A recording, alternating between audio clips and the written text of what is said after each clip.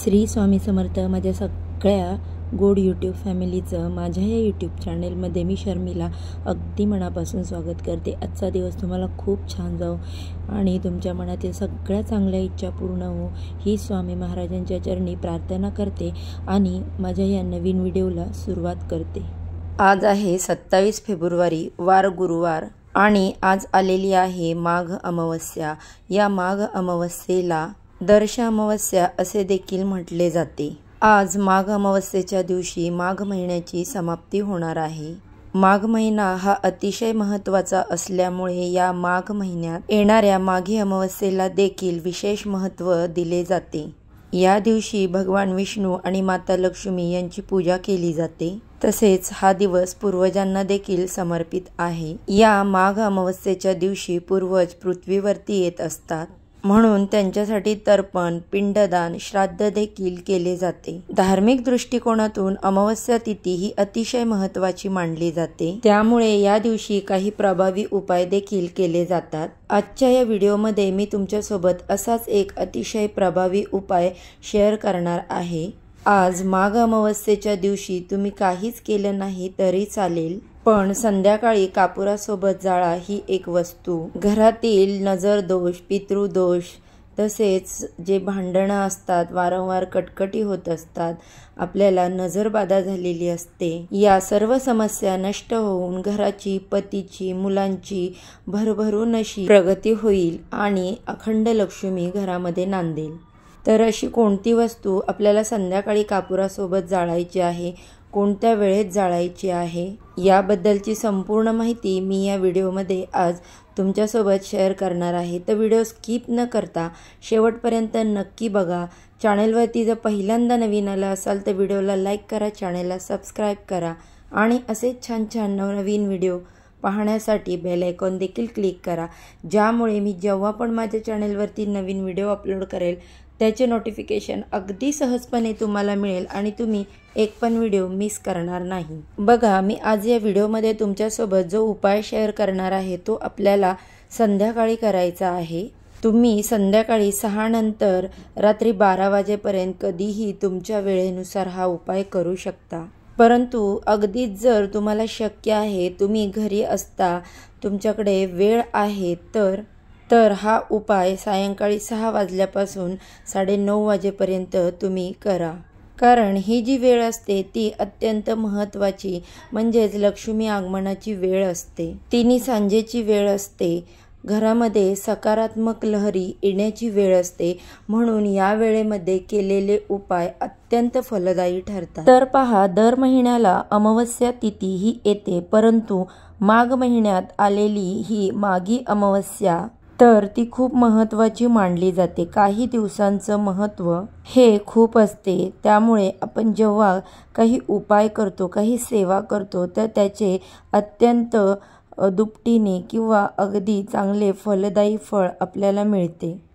आज या व्हिडिओमध्ये मी तुमच्यासोबत जो उपाय शेअर करणार आहे, तर ज्या घरामध्ये हा उपाय आवर्जून केला जातो तिथे माता लक्ष्मी ही अखंड वास करते अशी मान्यता आहे। आपल्याला सगळ्यांनाच माहीत आहे की आपण दिवाळीचं लक्ष्मीपूजन जे असतं ते देखील आपण अमावस्येच्या दिवशीच करतो, त्यामुळे धनप्राप्तीसाठी, लक्ष्मी प्राप्तीसाठी अमावस्या हा दिवस खूप महत्त्वाचा मानला जातो। बघा, जर तुमच्या घरामध्ये सतत आर्थिक अडचणी येत असतील, आलेला पैसा घरामध्ये टिकत नसेल, आयुष्यामध्ये सतत आर्थिक अडचणींना तुम्हाला सामोरे जावं लागत असेल, भरपूर कष्ट करताय परंतु त्या कष्टाचं चीज होत नसेल, नशिबाची साथ मिळत नसेल, कशातच तुम्हाला यश मिळत नसेल, तुमच्या घराची भरभराट होत नसेल, एखादा व्यवसाय जर चालू केला तर त्या व्यवसायामध्ये देखील तुम्हाला भरभराट होत नसेल, किंवा घरामध्ये सतत वादविवाद, क्लेश, भांडणं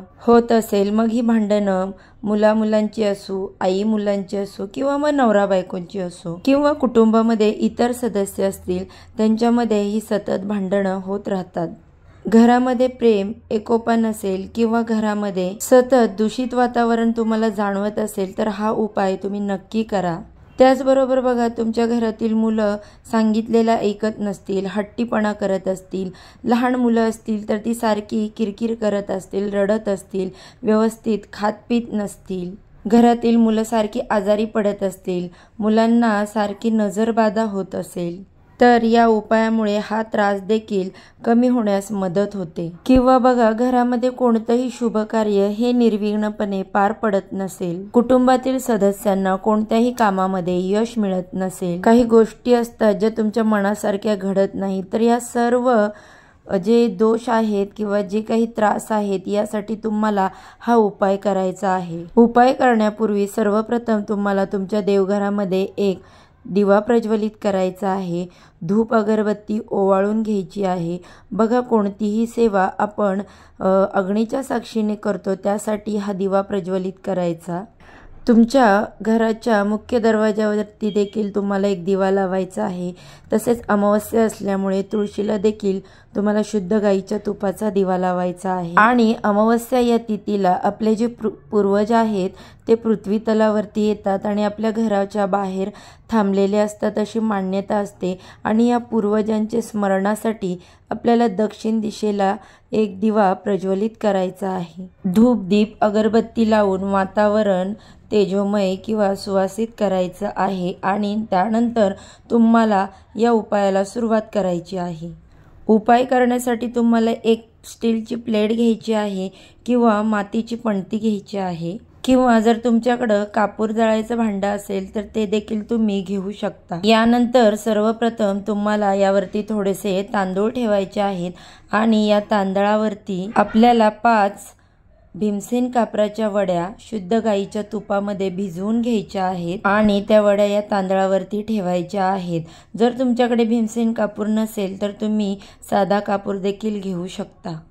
त्यानंतर या कापरावरती आपल्याला 3 अखंड लवंगा घ्यायच्या आहेत. लवंगा कुठेही तुटलेल्या फुटलेल्या नसाव्या, अखंड फूल असलेल्या त्या आपल्याला घ्यायच्या आहेत. सोबतच तुम्हाला 3 हिरवी विलायची घ्यायची आहे. त्यानंतर आपल्या उजव्या हातामध्ये पिवळी मोहरी घ्यायची आहे आणि ही पिवळी मोहरी आपल्या घरातील प्रत्येक व्यक्तीवरून तुम्हाला ओवाळून घ्यायची आहे. आणि ही मोहरी ओवाळताना ती डोक्यापासून ते पायापर्यंत 7 वेळा उतरवून घ्यायची आहे. त्यानंतर बघा, तुमच्या प्रवेशद्वाराजवळ म्हणजे तुमच्या घराचं जे मुख्य प्रवेशद्वार आहे त्याच्यावरून देखील तुम्हाला 7 वेळा ही जी पिवळी मोहरी आहे ती उतरवून घ्यायची आहे. आपल्या घरातील व्यक्तींसाठी आणि घरातील मुख्य दरवाजावरून ओवाळून घेण्यासाठी वेगळी मोहरी घ्यायची तुम्हाला गरज नाही. एकच मोहरी तुम्ही वापरू शकता आणि ही मोहरी तुम्हाला त्या कापरावरती टाकायची आहे. जर तुमच्याकडे पिवळी मोहरी नसेल तर स्वयंपाकघरातील काळी मोहरी देखील तुम्ही घेऊ शकता. यानंतर हा कापूर आपल्याला आपल्या देवघरासमोर प्रज्वलित करायचा आहे. कापूर प्रज्वलित केल्यानंतर तुम्हाला श्री गुरुदेव दत्त, श्री गुरुदेव दत्त या मंत्राचा जप करायचा आहे. आणि काही वेळाने ते भांड तुम्हाला देवघरासमोरून उचलून तुमच्या घरामध्ये टॉयलेट आणि बाथरूम सोडून सर्वत्र हा धूर पसरवून घ्यायचा आहे. यानंतर तुमच्या घराच्या मुख्य दरवाजावर हे भांड तुम्हाला घेऊन जायचं आहे. घराच्या उंबरट्याच्या मधोमध काही वेळासाठी हे भांड तुम्हाला ठेवायचं आहे. थोड्या वेळाने ते भांड उचलून पुन्हा तुम्हाला तुमच्या देवघरासमोर आणायचं आहे. आणि जोपर्यंत यामधील वस्तू जळत आहेत तोपर्यंत तुम्हाला पुन्हा याच मंत्राचा जप करायचा आहे. बघा, या सगळ्या वस्तू जळून शांत झाले की त्यामध्ये थोडंसं पाणी टाकायचं आहे. तुळस सोडून कोणत्याही इतर झाडाला तुम्ही ते पाणी टाकून देऊ शकता. तर अशा पद्धतीने हा जो उपाय आहे तो तुम्हाला आजच्या दिवशी करायचा आहे. अत्यंत प्रभावी असा हा उपाय आहे. हा उपाय केल्यामुळे तुमच्या घरामध्ये कितीही अडचणी असू द्यात तर त्या अडचणी 100% दूर होतील. बघा, कापूर हा अतिशय महत्त्वाचा आणि शुद्ध मानला जातो. तो आपल्या घराला पवित्र करतो आणि सकारात्मक ऊर्जेने आपल्या घराला भरत असतो. तसेच प्रखर पितृदोष जो आहे तो दूर होतो.